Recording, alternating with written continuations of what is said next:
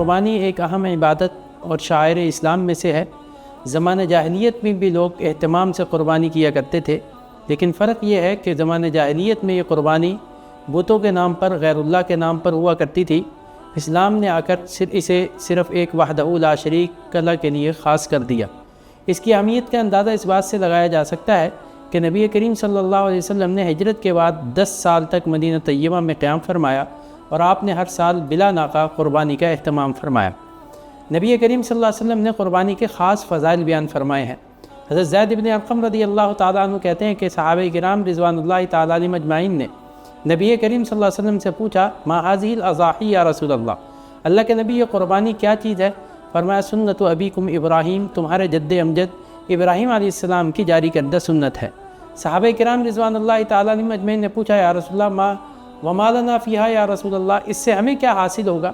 صحابہ کرام رضوان اللہ تعالیٰ علیہم اجمعین چونکہ آخرت کو مد نظر رکھا کرتے تھے اور اسی کے لیے ہر قسم کے اعمال کیا کرتے تھے، تو حضور اکرم صلی اللہ علیہ وسلم نے ان کے اس جذبے کو دیکھتے ہوئے فرمایا، بکل شعرۃ حسنہ، قربانی کے جانور کے ہر بال کے بدلے میں ایک نیکی ملے گی۔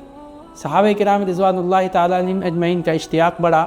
انہوں نے پوچھا، یا رسول اللہ، بھیڑ کی اون پر بہت زیادہ بال ہوتے ہیں، کیا اس کے قربانی کرنے سے بھی اتنا اجر و ثواب ملے گا؟ آپ نے فرمایا، بکل شعرۃ من الصوف حسنہ، بھیڑ کے قربان کرنے پر بھی ہر بال کے اوپر اجر و ثواب حاصل ہوگا۔ نبی کریم صلی اللہ علیہ وسلم نے قربانی نہ کرنے والوں پر سخت ناراضگی کا اظہار فرمایا اور فرمایا، من وجد سعۃ فلم یضحی فلا یقربن مصلانا، جو قربانی کی گنجائش ہونے کے باوجود قربانی نہ کرے تو وہ مسلمانوں کی اجتماعی عبادت عیدگاہ میں عید کی نماز کے لیے حاضر نہ ہو۔